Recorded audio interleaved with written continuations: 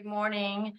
My name is Lulan Yu. I'm introducing Xinyu Cai, who is our adult programs coordinator, and she is giving a tour that she gave in person on Tuesday, Chinese ceramics and network. So I'm delighted to have her give this talk today to us virtually. Thank you. I'm going to turn this over now to Xinyu. Thank you, Lulan. Thank you, everyone, for coming. All right, so yeah, my name is Xinyu. I'm the Adult Programs Coordinator from the Education Department here at vmfa.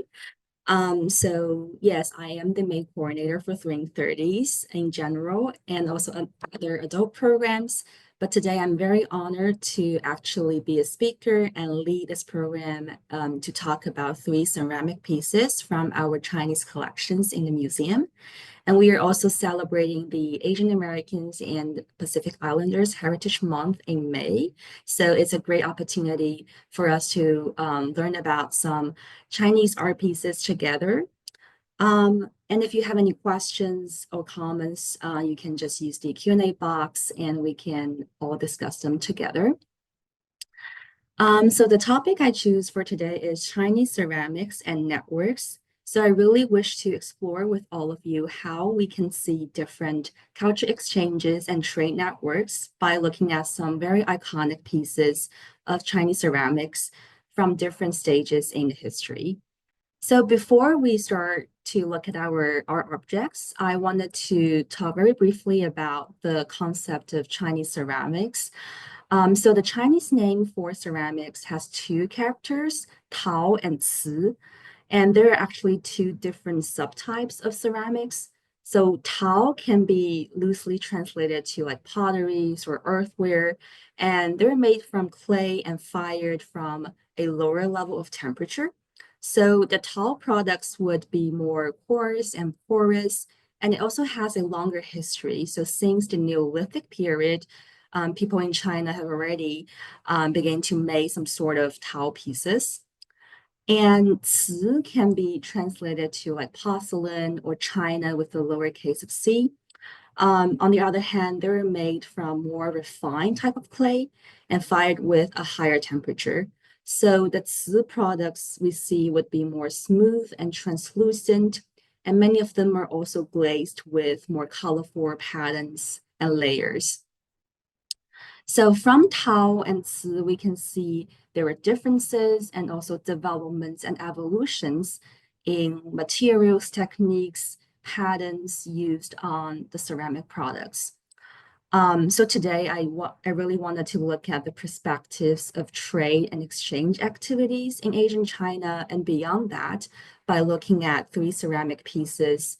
And from them, we can see how these networks really influence the makings and histories of ceramic productions of the nation.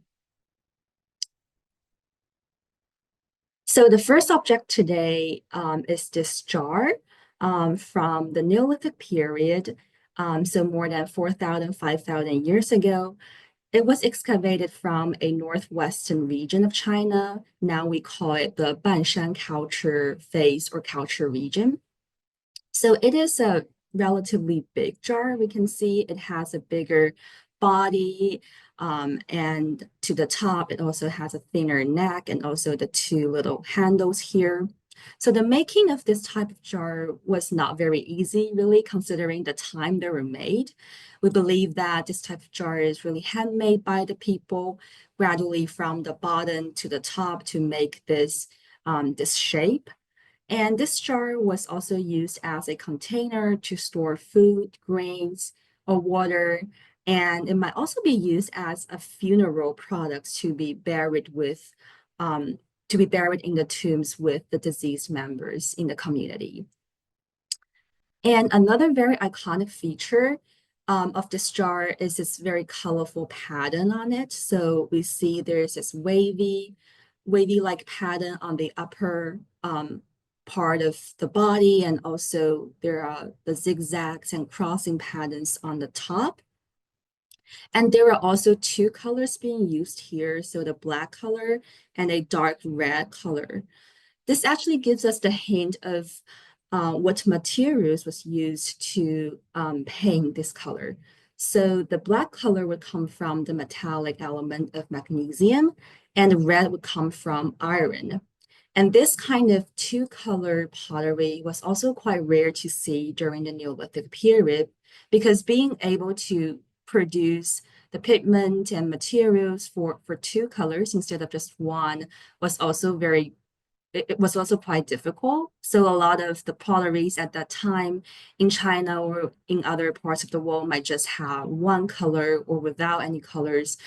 So it really required people back then to have certain knowledge about different metals and the techniques to take advantage of them and to apply them on their pottery pieces.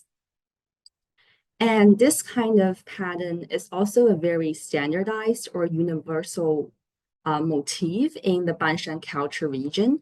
So there have been many other very similar jars.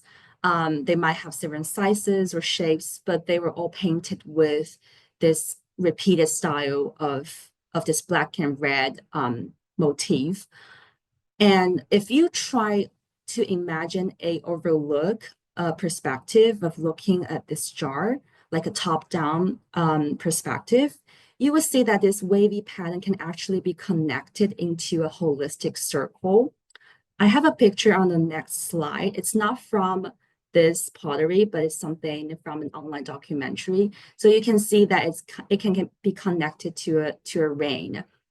So I guess this is also why this pattern was only painted on the upper side of the body. So because people back then, they might not have like tables.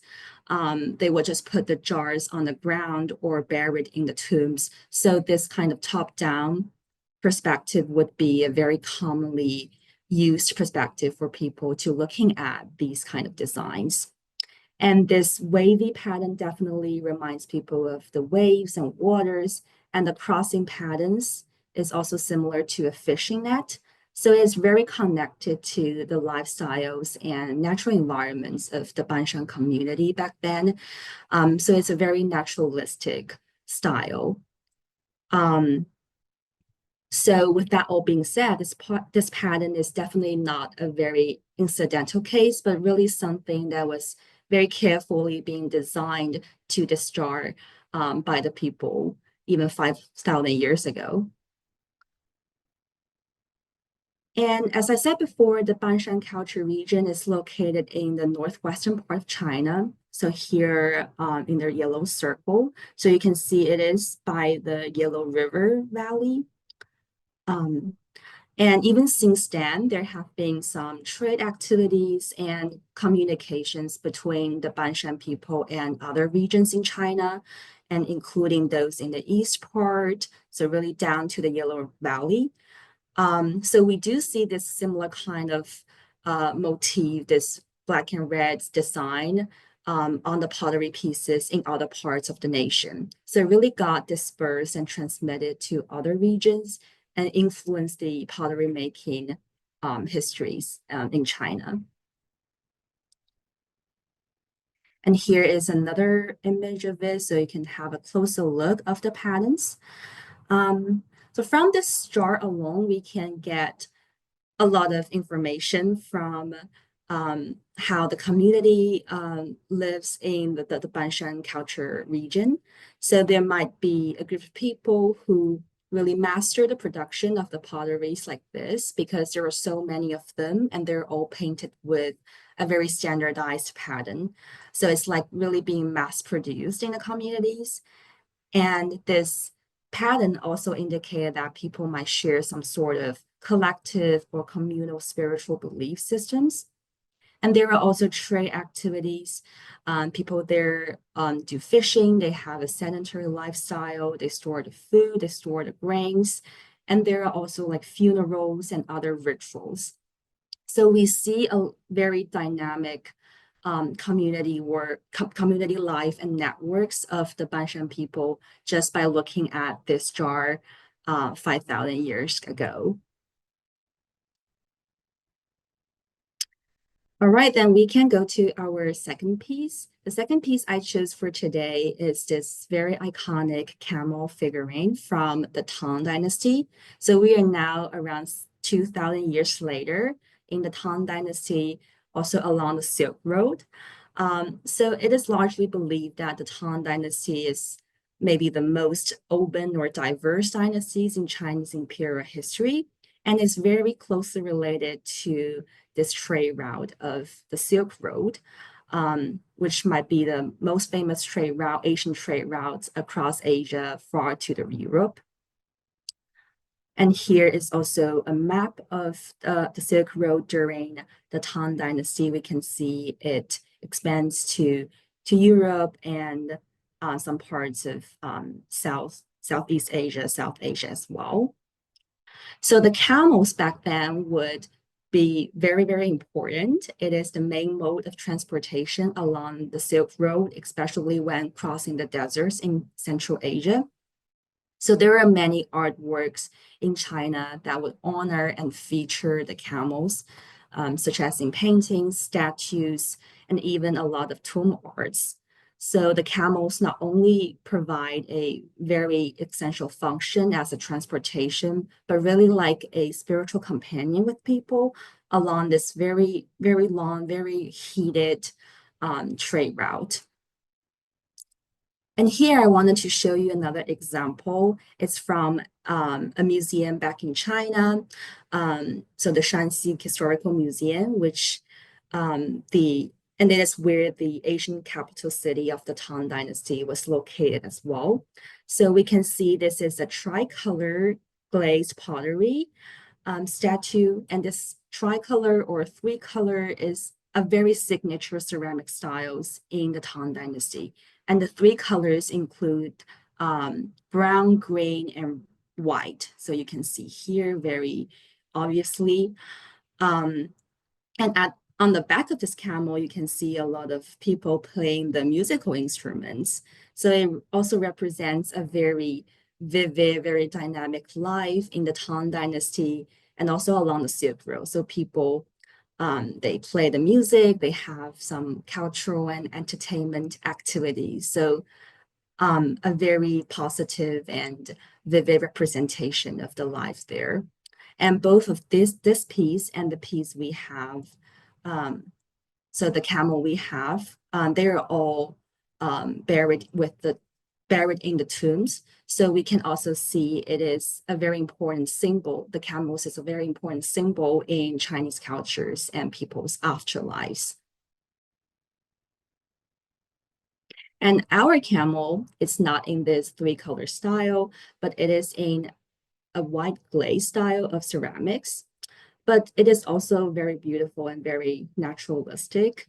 I think it represents a more of a minimalistic aesthetics. So also a very special kind of design. So the white glaze is also fairly new and difficult technique to apply on the ceramics. Remember earlier we talked about the pottery in Banshan culture. If we have the iron in our pigment, we will produce the color of red after it is fired. So in order to have a white glaze, the iron in the materials or in the glaze would be very, very minimum. So really less than like 1% of that. And strictly speaking, the white glaze is also more of a reflection of the ware itself. So the glaze would really have to be a transparent layer. So really have to be very careful of controlling the proportions of irons or other metallic elements to produce a very clean and pure kind of layer. So the white glaze ceramics also appear relatively late in China, so around 500 years. And it became very popular in Tang Dynasty and also Song Dynasty and beyond that. Here we have two other pieces. They're from our museum on view in the East Asian Gallery right now. So here on the left side, we see this three-color style again on these two statues. And here is another piece. It is from the Qing Dynasty, so way later in the history, and it's also in a very delicate, refined white glaze. So you can see how this kind of white glaze also got like evolved throughout the history and become more refined, more smooth, more brightening. And now I'm just going to show very short video of the camel. So we can see that it is called a Bactrian camel, which is a type of camel from Central Asia, and it is double humped, so very suitable for carrying goods and travel essentials, and traveling very long distances. And you can see it is also carrying a lot of things on its back. So there might be food, water here, I think could be a water bottle, and also definitely other supplements and maybe some products to be sold in along the Silk Road. So tea, spices, silk for sure, ceramics. And here, actually, I think I know it's very hard to see from the PowerPoint, but if you can check that out in our galleries, it would be great. So here, I think it might be a musical instrument. It's very similar to like a flute. This is my guess. There's like no like correct answer to that, especially when thinking about the statue with the musicians. So I think it is very possible for people back then to carry some sort of musical instrument with them to be a way of entertainment and connect with the local people as well.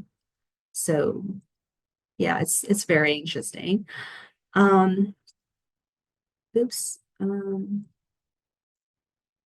So now we can go to our last piece for today's program. So this piece is called Picture with Designs of Mouse Head and Roosters. And now we are another 1,000 years later in the Qing dynasty, which is the last imperial dynasties in China, with the Emperor Qianlong, who is very famous for his love and sometimes craziness for porcelains and decorative arts. So I know that the first impression you may have for this piece might be it's a little bit strange. It's like a little bit strange or interesting mixture of both like Chinese and Western styles on the same item.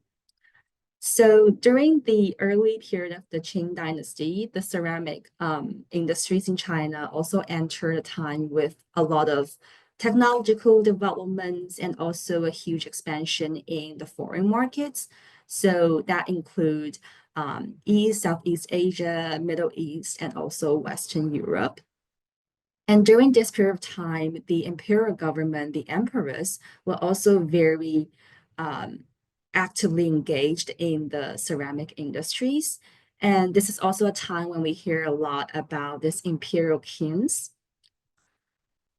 So there have been some cities and towns in China all over the nation that established their ceramic kilns or ceramic making centers throughout the history. And many of them might also have their very signature type of ceramics being produced. And for the imperial kings, they would just produce products exclusively for the royal families. The most important kings, maybe throughout Chinese history, is the Jingdezhen kings or Jingdezhen ceramics making center. It is very famous for making this very popular blue and white style of porcelain. So it's like this one. And Jingdezhen also make products for the emperors. They also make products for the foreign markets and domestic markets. So there are like different channels and products being made for their designated consumers. And actually, this one we have, this picture is also a product from Jingdezhen, and it is for the British market.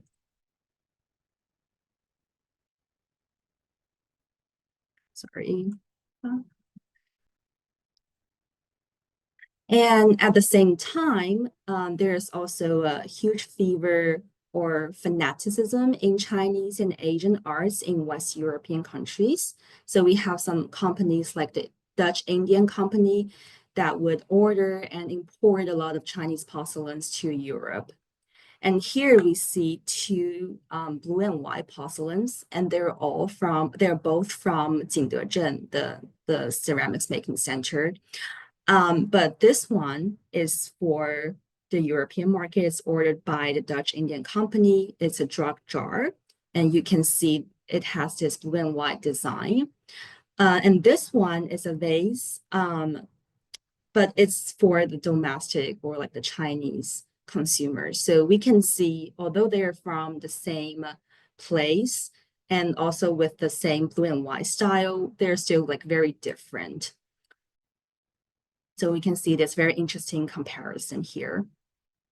So with that all being said, we do see a lot of trade connections between the West and East at that time. And what is also more important to notice is that this time also witnessed a rising in creativities and technological development.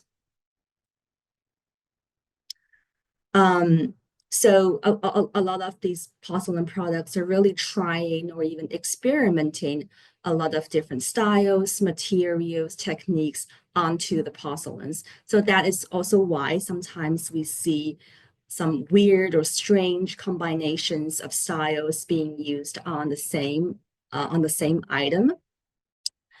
And also, as I said before about this emperor's engagement, it also make a lot of these very luxurious and lavishing or maximalistic styles of porcelain being possible with a lot of investment from the imperial government. So this also contributes to why we are seeing this kind of unique aesthetic styles during this period of time. But we also see a lot of very positive and very creative attempts for sure. So for example, this picture it has adopted a new technique called overglaze decoration or 釉上彩, which means that if you have after you have your first glaze and fire it with a higher temperature, you then apply a second layer over the already glazed surface, and then you fire again with a lower temperature. So then you would have two layers of color and pattern being used on the final product. And there are different types of this overglaze decoration. And on our picture, what it is used is this famille rose enamel. It is a French phrase, and it can be translated to this pink color enamel in Chinese. So it is thought to be brought from France to China during the Qing Dynasty. So although it is called this pink color enamel, it does not necessarily mean that it should be a pink color. So actually the production of it is by using a colored colored enamel and mix it with a white color called glassy white. So you would have a mixed color that is more opaque and more gradient.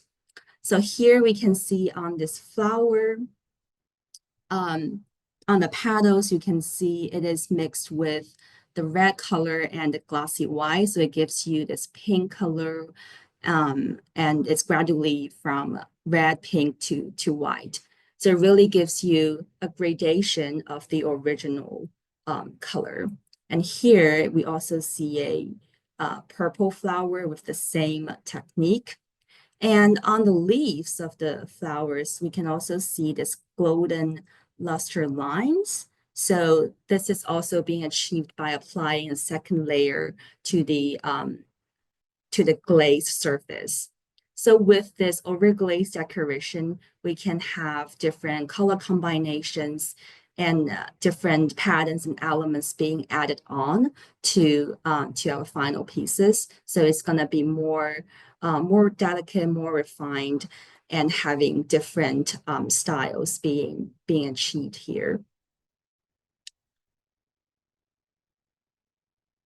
And now we can look again the patterns or the depictions painted on this picture again. it's a very typical kind of design when we think about this East and West exchange. As I mentioned before, we have this like West, like a mouse head of a European man with a beard and maybe a colorful turban. But on the belly, it is still a very like Chinese scenario being painted here. We have a rooster, we have some flowers. I think they're peonies, and it's like in a Chinese garden. And peonies and roosters are both represent luck and wealth in Chinese culture, so very good meanings. So this combinations of both Western and Chinese culture and art elements became a very popular type to be designed for the porcelains to be sold in foreign markets at that time. We see how these porcelain makers and designers were really responding to different needs and preferences of their potential consumers, and how they're really being sold to the families in different nations through this trade network for international, although they're really being a result of the colonial expansion at that time, but having this kind of international connections too. But we do have to also keep in mind that although we have a lot of trade connections at that time, the communications between the ordinary people between China and Western countries were still very limited. And these ordinary people actually also include those who design and make these porcelain pieces, and also those who might consume these pieces. So that is also why we see these portraits or depictions on the porcelains might be very weird, and they really come from the imaginations people might have during that time on each other's cultures and lifestyles. So they're not really being authentic or realistic, but really come from people's imaginations. So the porcelain makers in Jingdezhen in China, they might never met a foreigners in their entire lives, but they are still painting some Western elements, Western styles on their porcelain products. But nevertheless, I still wanted to point out that this period of time witnessed a lot of technological developments and a lot of very bold attempts and creations in the ceramic pieces. And it couldn't be really achieved without the international trade networks and culture exchange activities. All right, so I think that wraps up my presentation today. I think. Thank you, Thank Xinyu. you very